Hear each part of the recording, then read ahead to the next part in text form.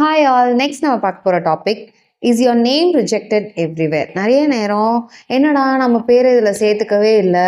இது நம்ம ஸ்கூல் லைஃப்லேருந்தே பார்த்துருப்போம். என்னடா இந்த காம்படிஷனில் நம்ம பேரை சேர்த்துக்கல, என்னடா இந்த ப்ரோக்ராமில் நம்ம பேரை சேர்த்துக்கல, அது அங்கே ஆரம்பிச்சு நம்மளோட லைஃப்பில் என்னடா இந்த ஃபங்க்ஷனில் நம்ம பேரை சேர்த்துக்கலையே, இதுக்கு நம்ம கூப்பிடலையே அப்படின்னு சொல்லிட்டு நம்மளோட நேம் வந்து நிறைய இடத்துல ரிஜெக்ட் ஆகிருக்கும். நம்மளால் நிறைய விஷயங்கள், நம்ம ஆசைப்படுற விஷயங்கள் சில நேரம் நம்ம அதனால் அட்டென்ட் பண்ண முடியாமல், பார்க்க முடியாமல், இல்லை நம்ம அதில் வந்து பார்ட்டிசிபேட் பண்ண முடியாமல் நம்ம நிறைய நேரம் ஃபீல் பண்ணியிருக்கோம். அப்படி தானே? ஆனால் there is a good news for you today. So அதுக்கு முன்னாடி நம்ம சில எக்ஸாம்பிள்ஸ் பார்த்துடலாம். ஸோ உங்களோட பேர் எங்கேயாவது அக்செப்ட் பண்ணப்படலை, உங்களை வந்து எங்கேயோ உங்களோட நேம் வந்து விடுபட்டுருது, விச் மீன்ஸ் நம்ம நேம் ரொம்ப இம்பார்ட்டண்ட் இல்லை அப்படிங்கிற இடத்துல தான் நமக்கு இந்த தாளந்து இல்லைன்ற இடத்துல நம்மளை விட்டுருவாங்க நம்மளோட பேரை.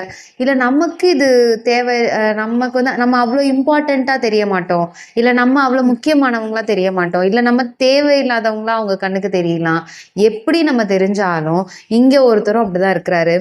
யோசேப்பு தன்னோட குடும்பத்தை விட்டு அவங்க சகோதரர்களால் விற்கப்பட்டதுக்கு அப்புறம் யோசிப்பு அந்த இடத்துக்கு போயிட்டு எவ்வளோ ஃபீல் பண்ணியிருப்பான்ல.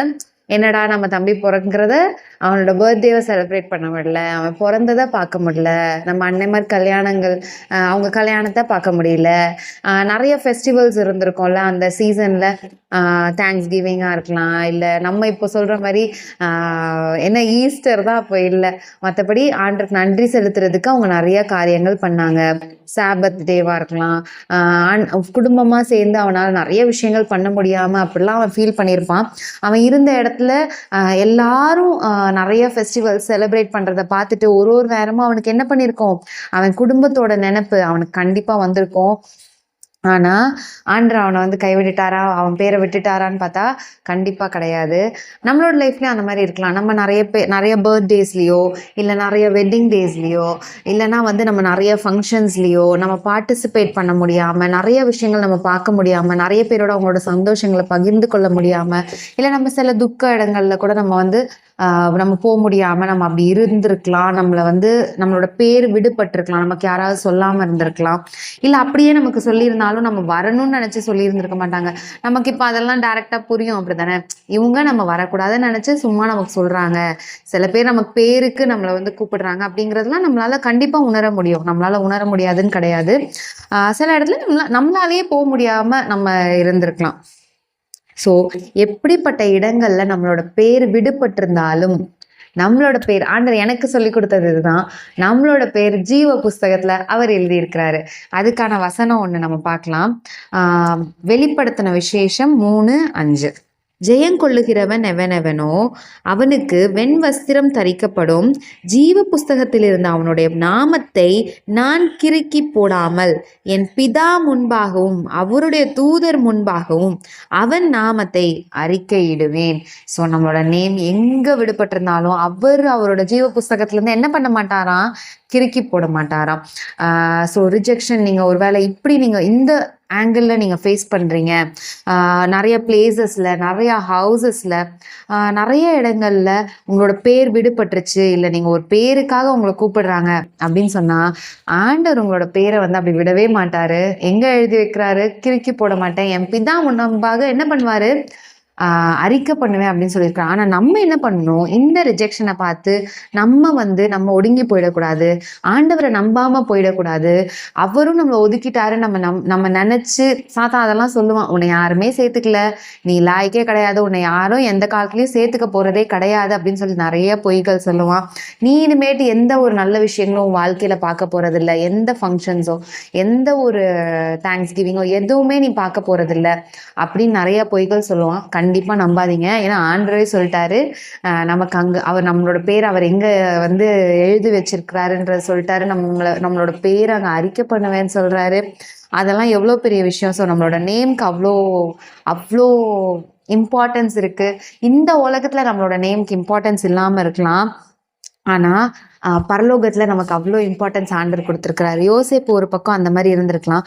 இன்னும் ஒரு விஷயம் என்னென்னா, நம்ம எல்லாருக்குமே தெரியும் மோசே வந்து கானான்குள்ள பிரவேசிக்கலை அப்படின்னு சொல்லிட்டு நமக்கு எல்லாருக்குமே தெரியும். ஆண்டவர் வந்து அவனை அனுமதிக்கலை அப்படின்னு சொல்லிட்டு. மோசேக்கும் ஆசையாக தான் இருந்திருக்கும், இவ்வளோ தூரம் நம்ம வந்து கஷ்டப்பட்டு கூட்டிகிட்டு வந்துட்டோம், ஆனால் நம்மளால பார்க்க முடியலையே, நம்ம அங்கே போய் வாழ முடியலையே அப்படின்னு சொல்லிட்டு இருந்திருக்கும் கண்டிப்பாக.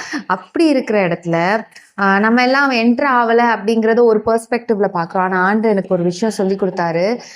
அவன் வந்து புதிய ஏற்பாடில் அவரும் எலைஜாவும் என்ன பண்றாரு, ஆண்டவராகிய இயேசு கிறிஸ்துவ மீட் பண்ண வராங்க. அப்ப அதுக்கு அர்த்தம் என்ன? அவங்க என்ன பாதாளத்துல இருந்து வராங்களா? கண்டிப்பா கிடையாது.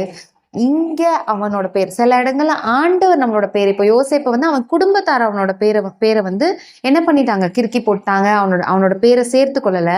ஆனா ஆண்டவர் தான் மோசையோட பேரை கானானுக்குள்ள பிரவேசிக்கிறது, அவனோட நேம் தான் அன்லிஸ்ட் ஆகுது, அதுல அவனோட பேர் ஆண்டவர் சேர்க்கல கானானுக்குள்ள.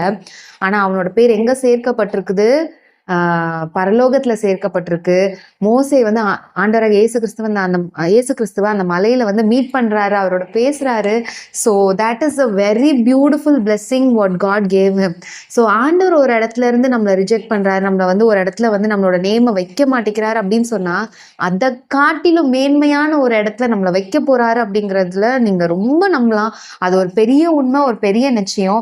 மோசையை பார்க்கும்போது அதுதான், நம்ம இங்க இருக்கிற கானான்குள்ள நம்ம பிரவேசிக்கல, இங்க இருக்கிற இந்த ஃபங்க்ஷனை நம்ம பார்க்கல, இங்க இருக்கிற ஃபெஸ்டிவலை நம்ம பார்க்கல, இங்க நடக்கிற ஒரு விஷயங்களை நம்ம பார்க்கல அப்படின்னு நம்ம நிறைய நேரம் நினைக்கலாம். நம்ம சொந்தக்காரங்க கூட இந்த ஃபெஸ்டிவலுக்கு நம்ம போகலையே, இந்த ஃபங்க்ஷன் நம்ம பார்க்கல அப்படின்னு நம்ம நிறைய நேரம் நினைக்கலாம்.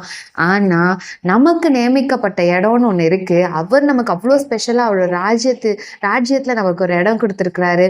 பரலோகத்துல நம்மளோட பேரை சொல்லுவேன்னு சொல்லியிருக்கிறாரு.